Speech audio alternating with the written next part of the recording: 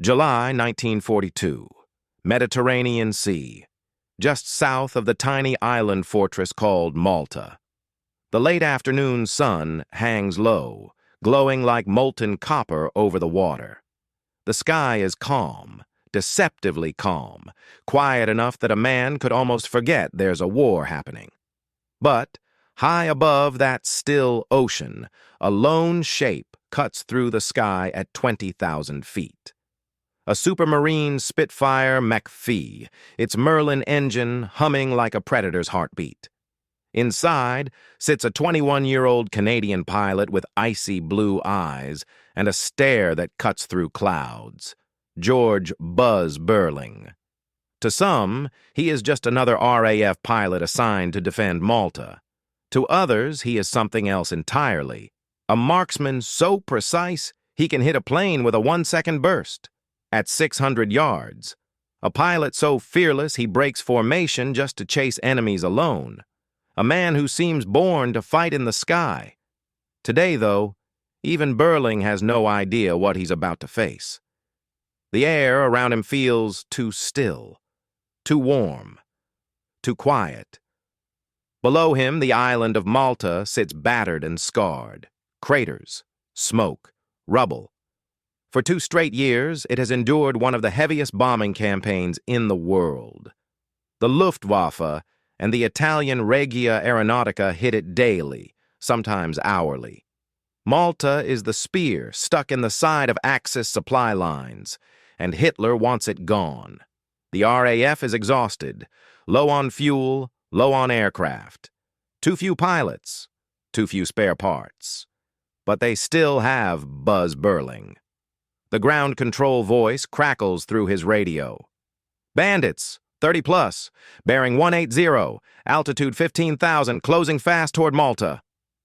30 enemy fighters. He feels a chill crawl up the back of his neck. That is not a skirmish. That is a sky full of killers. He scans the horizon. Nothing but shimmering heat. Then, movement. Far away, small black dots growing larger. A swarm, like locusts, Messerschmitt Bf-109s and Machi C-202s, fast, deadly, experienced. Beurling rolls his shoulders, tightens his harness, and pushes the throttle forward. Comforting vibrations flood the cockpit. The Merlin engine roars. He should wait for help. He should fall back. He should keep altitude. But should was never in Beurling's vocabulary. He dives straight at the formation. The sky erupts. The instant he comes into range, German tracers streak past his canopy, bright red lines cutting through the blue sky. He barrels downward, slicing across the top of the enemy formation like a hawk dropping onto a flock. The Germans scatter. Beurling flicks his Spitfire into a brutal right roll, flipping his aircraft almost upside down. His stomach twists. His vision blurs. He pulls out of the maneuver low and tight, exactly where he wants to be. He spots the first target, a C-202 banking away, its pilot trying to escape the chaos. Beurling's thumb taps the gun button. 8.303 machine guns roar. A 1-second burst, a puff of smoke. The Italian fighter snaps sideways, wings shearing off. The pilot bails out too late. Kill number 1. But there's no time to celebrate. 3 109s drop onto his tail immediately. Beurling yanks the stick hard left. Too hard for most pilots. The Spitfire strains. The frame groans. The wings feel like they're moments from ripping off. But he holds the turn, letting gravity slam him into his seat. The G-forces crush his ribs. His vision narrows. He feels a black fog creeping in from the edges of his eyes. He's close to passing out, but he knows the limit. He can fly at the edge of blackout longer than most. He snaps the Spitfire out of the turn sharply.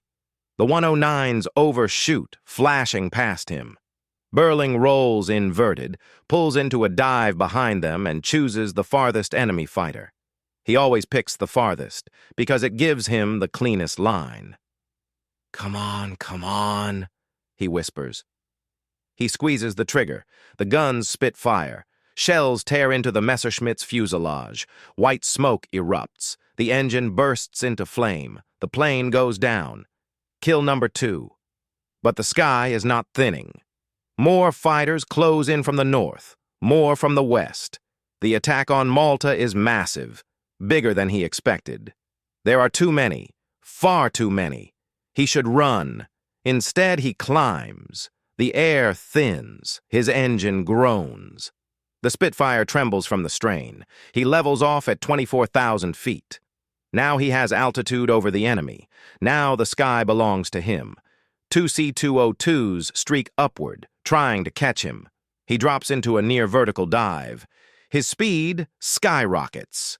The air howls across the canopy. The Spitfire shakes violently, dangerously, like it's moments from ripping apart. But he keeps it steady, lining up the lead C-202. He fires. The Italian fighter's tail explodes into splinters. Its cockpit erupts in flames. The pilot never has a chance. Kill number 3. He pulls up, barely. His wings scream. The G-force nearly blinds him, but he climbs again. Below him, 20 German fighters swirl in a chaotic tangle, all desperately trying to find him in the sun glare. He hears ground control faintly. "Beurling, disengage! Repeat, disengage! Too many, pull out!" But the radio feels like a distant voice underwater. Beurling wasn't fighting the Germans. He wasn't fighting the sky. He was fighting himself, fighting the need to push harder, take more risks, feel the rush that only comes when death brushes past your shoulder. He spots another 109 braking formation, another opening. He dives again, but this time, 3 fighters drop in behind him instantly. Their tracers fill the air around him. Cannon shells flash past his canopy like exploding stars. This is suicide. This is madness. This is exactly where Beurling thrives. He kicks the rudder left, shoves the stick forward, rolls out in a corkscrew maneuver so violent it feels like the cockpit is trying to throw him out. The German fighters lose him in seconds. But something else happens, too. Now he's right behind them. He lines up the nearest 109. A burst. Chunks of metal fly off the fuselage. Flames spit from the engine. Kill number 4. Below, Malta is filling with distant explosions. The enemy bombers are closing in. Civilians are running for shelter. Anti-aircraft guns thunder from the rocks. Sirens wail through the narrow streets. And up here, in a sky filled with 30 enemy fighters, one man refuses to fall back. The Spitfire banks sharply toward another cluster of 109s. The engine roars. The nose dips. Beurling grips the stick tighter. He's not done, not even close. And the deadliest part of the fight is still ahead. The sky over Malta no longer looks blue. It looks torn, shredded by trails of smoke, twisting contrails, flashes of tracer fire, and the black dots of aircraft locked in a deadly dance. The Mediterranean sun glints off the metal bodies of fighters spiraling past each other at hundreds of miles an hour. And in the center of this chaos is one man, Buzz Beurling, cutting through the air like a blade.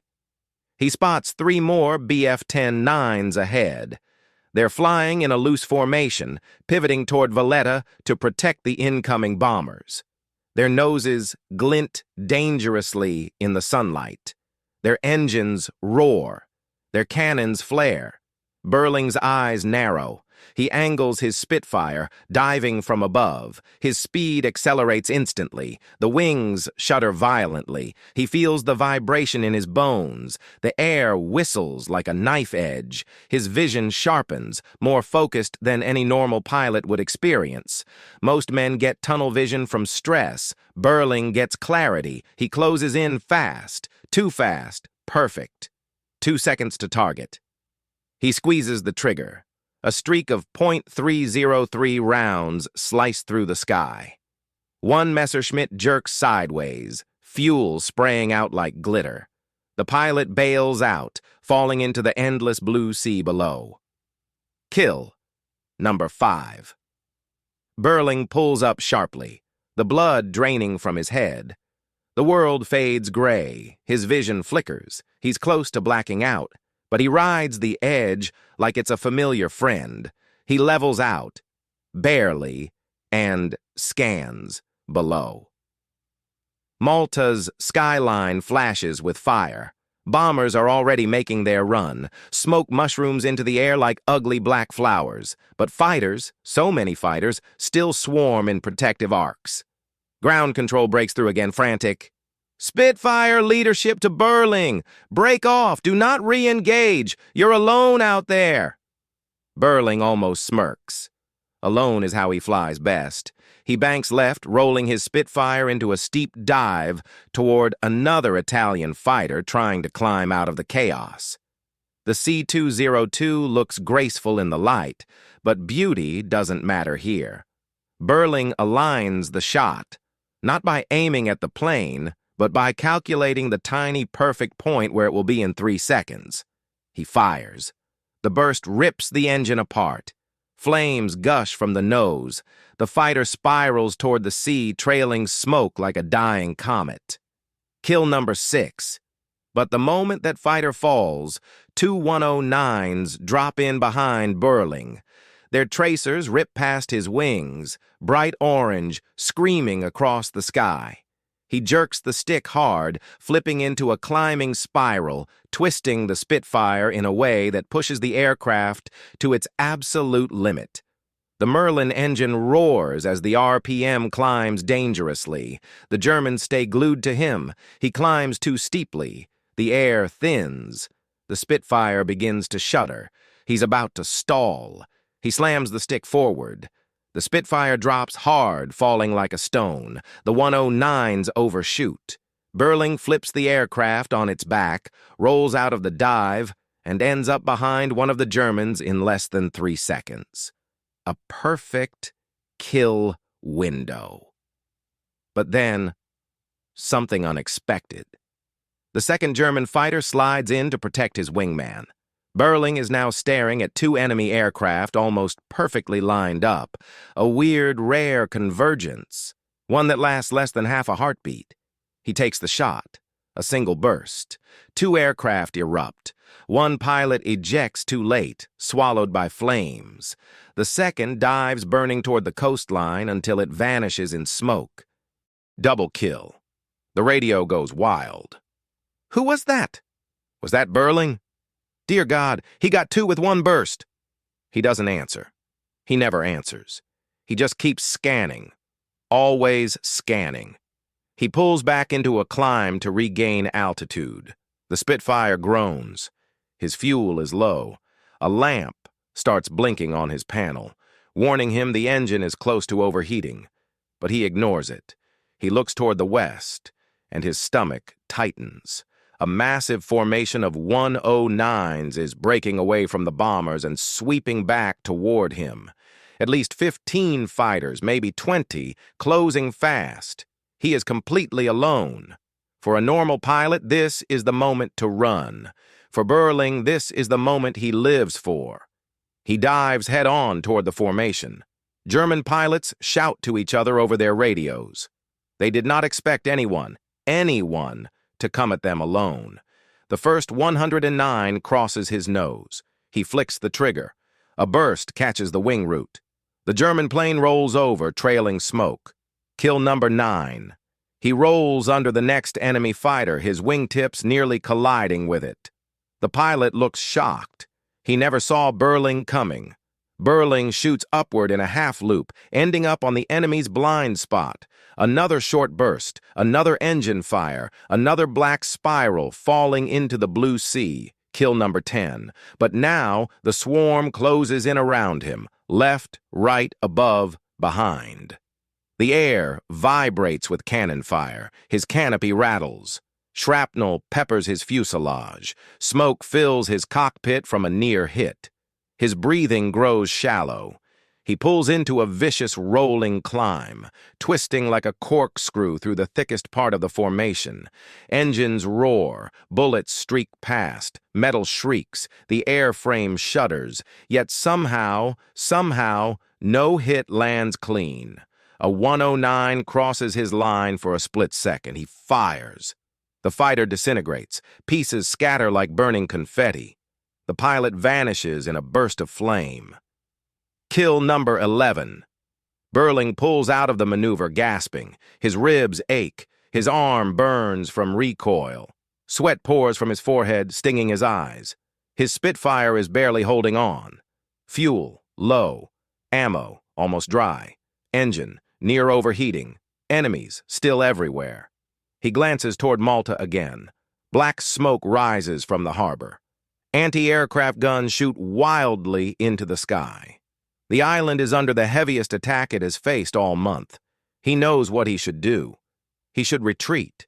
He should save what's left of his fuel. He should head back to base. But then, he sees them. A formation of Italian fighters, breaking off to make a second run on Malta's airfields. If they reach land, ground crews will die. Civilians will die. Pilots on the ground will die in their cockpits.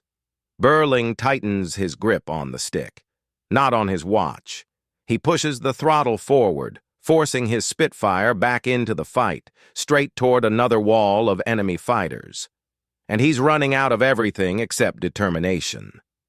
The deadliest moment of the battle is about to begin. The Spitfire surges forward, engine screaming in protest, as Beurling dives back into the chaos. The air pressure slams into the canopy. The wind howls. His fuel gauge trembles near empty, but he ignores it. He is locked in, not just on the enemy fighters ahead, but on the mission itself. Malta must be protected, no matter the odds, no matter how many enemy aircraft remain. The Italian formation ahead is tightening. 10, maybe 12 fighters, maybe more. They are lining up for another run on the island's battered airstrips.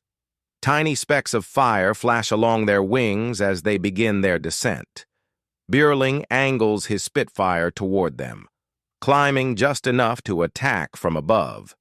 Against an entire formation, coming head-on is suicide. But diving from above? That's how eagles hunt. He picks the lead Italian fighter, the one guiding the others. He exhales slowly, steadying his aim despite the turbulence. One burst, a perfect 1-second stream. The 20mm cannon on the C-202 ignites, then explodes. The pilot never bails out. The fighter nosedives into the sea in a trail of black smoke. Kill number 12. The formation scatters in panic. Beurling banks hard, rolling through them like a shark cutting through a school of fish. The sky explodes with gunfire again. Tracers streak past him in every direction. The air vibrates with near misses. The Spitfire shudders from air pressure alone. 2 enemy fighters break upward to intercept him. Beurling pulls his Spitfire into a vertical climb, almost stalling the aircraft on purpose. The Italians follow, but stall halfway. They drop. Beurling pushes over the top of his climb, flipping the Spitfire into a perfect inverted dive. The Italians fall right into his line of fire. He squeezes the trigger. One C-202 erupts. The second spirals, wings snapping off in the dive. Kill 13. Kill 14. His ammo counter is almost empty now. Only a few bursts remain. But the sky is still full of enemy fighters. Beurling darts left to avoid cannon fire from a pair of 109s descending on him from the sun. The glare blinds him for a moment. Then, instinct. He drops the nose sharply. Enemy tracers streak through the empty air where he was seconds earlier. The 109s overshoot. Beurling flips his Spitfire into a brutal loop that almost rips the wings off. He ends the maneuver behind one of the climbing 109s, but his guns have only a few dozen rounds left. He must make every bullet count. He squeezes the trigger. Half a second. The rounds strike the 109's engine cowling. A flash, a fire. The plane banks left out of control. Kill number 15.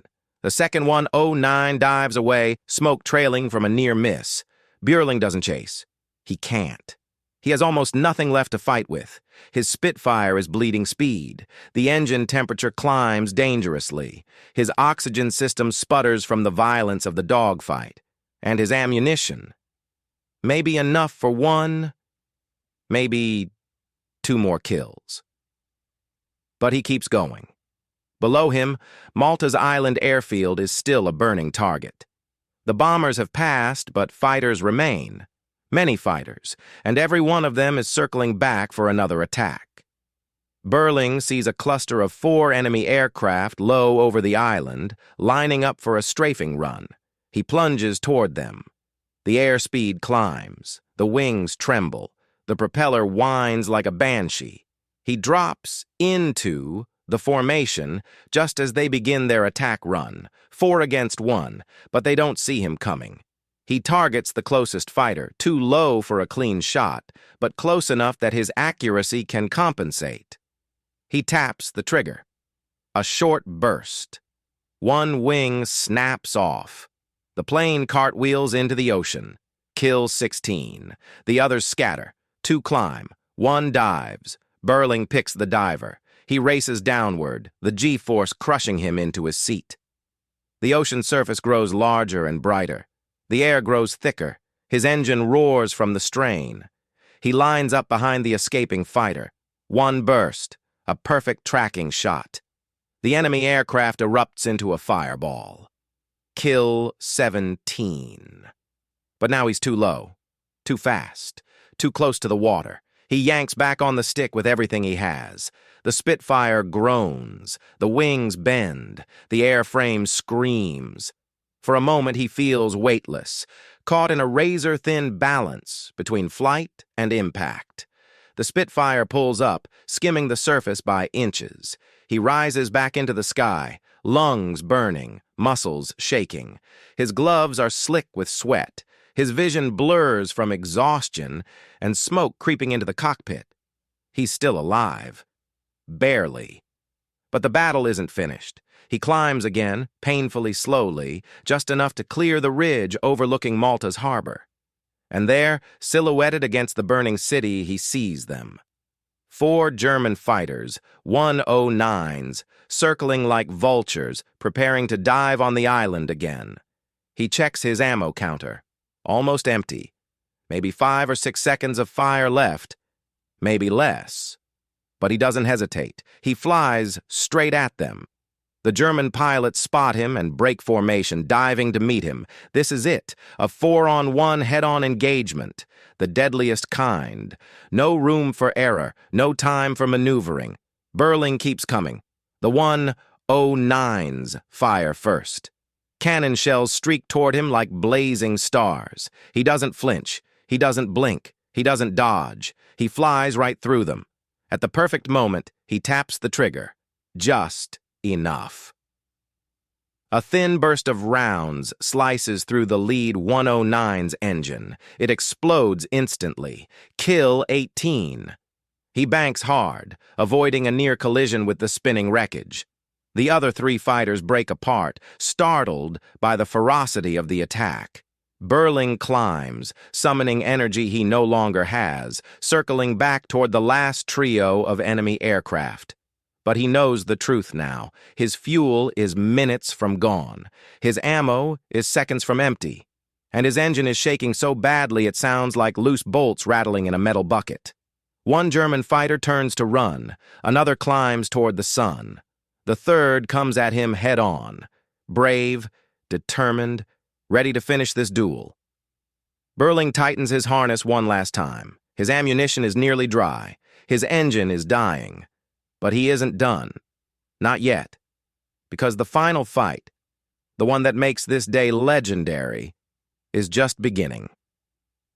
The last German fighter charges straight at him, nose blazing, cannons flashing like lightning in the sky. Smoke trails whip behind the tracer fire. The howl of the enemy engine grows louder, sharper, angrier. There is no turning back now, no rolling escape, no clever maneuver, no altitude left to play with. This is a duel. Pilot against pilot, will against will. Beurling pushes the throttle as far as it will go, but the Merlin engine responds with a sickening shudder. It's overheating. He has perhaps 20 seconds of life left in this machine before it seizes completely. He keeps flying straight toward the German. The distance between them closes rapidly. 1,000 yards. 705 Asadao, Fire Bay O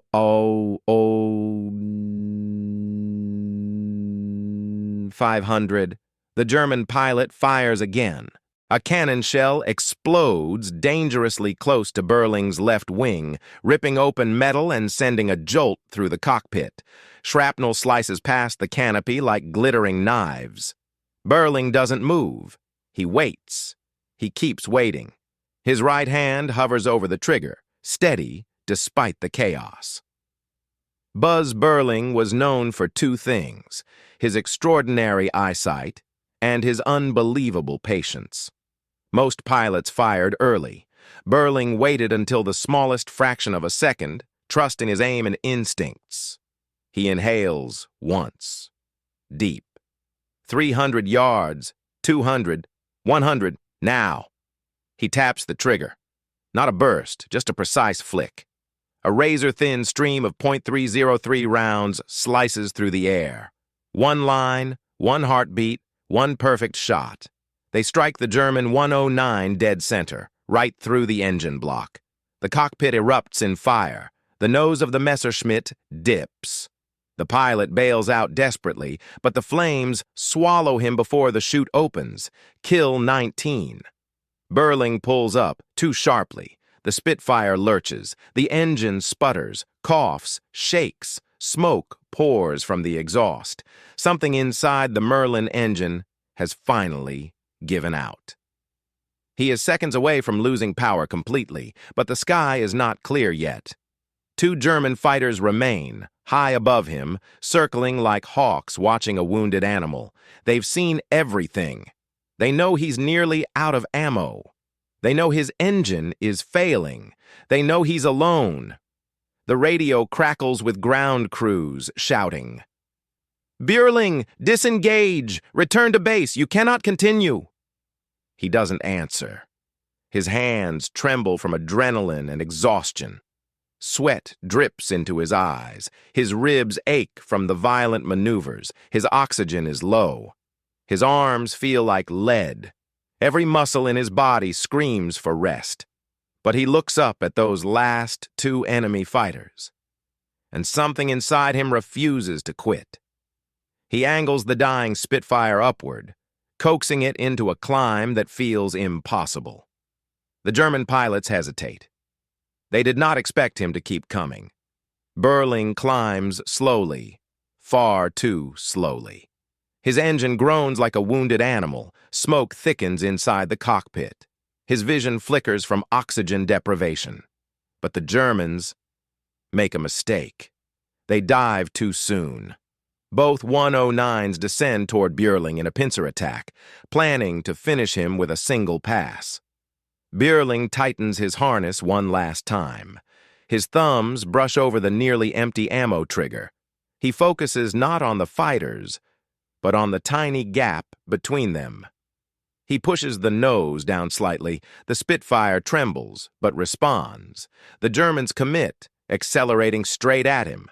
Beurling angles left just barely, forcing the two 109s to cross paths behind him.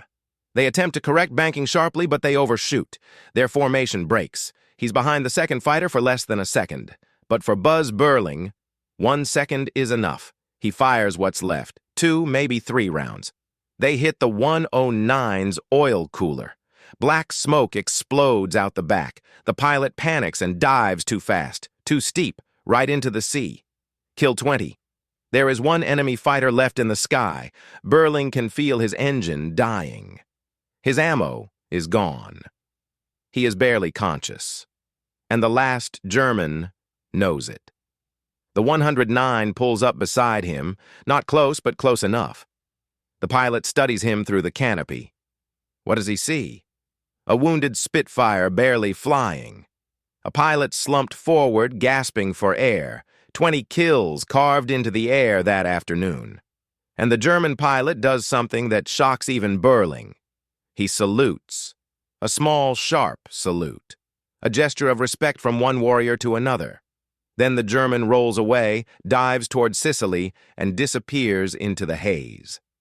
Beurling stares after him, not triumphant, but strangely calm. There is no arrogance, no adrenaline left, only an overwhelming, crushing exhaustion. His engine coughs one final time, then dies. Silence floods the cockpit. The propeller windmills helplessly. No power, no altitude to spare, no fuel, and no land directly beneath him. He's going down. He glides toward Malta's coastline, fighting the Spitfire's weight, coaxing every last drop of lift from the wings. The runway appears, scarred, bombed, cratered, but still intact. He approaches too fast. He's too low. He's too heavy. But he commits. The Spitfire's wheels slam into the runway. The impact is brutal. Metal groaning, tires screeching. The aircraft skids violently. Dust and smoke billow behind him. For a moment, he thinks the plane might flip. But it doesn't. It grinds to a halt at the far end of the strip. And then, silence. Ground crew race toward him, shouting his name. Someone pulls open the canopy. Fresh air rushes in. Beurling falls forward into their arms, half conscious, half limp, barely breathing. Doctors check his pulse. Mechanics examine his aircraft. Pilots surround him in disbelief. One man finally says out loud what everyone is thinking. "How many did you get today?" Beurling barely opens his eyes. His voice is hoarse, almost a whisper. "I lost count." But the count is known. 20 enemy fighters engaged, up to 30 in the sky, at least 9 confirmed kills in one day. All alone. The island of Malta erupts in celebration when they hear the news. A single Spitfire pilot had turned back an entire air assault. A week later, RAF Command officially recognizes the day as one of the most extraordinary solo actions in the air war. And George "Buzz" Beurling becomes a legend. Not because he was reckless, not because he was fearless, but because in the most desperate skies of World War II, he refused to give in, even when outnumbered, outgunned, and nearly dead. Decades later, historians would call him the Lone Wolf of Malta, the Knight of the Sky, the greatest natural marksman the RAF ever produced. But those who knew him knew the truth. Buzz Beurling wasn't fighting to be famous. He wasn't fighting for medals. He wasn't fighting for glory. He was fighting because the sky was the only place he ever felt truly alive. And on that day over Malta, against 30 enemy fighters, all alone, he proved that one man, in one Spitfire, could change the course of a battle.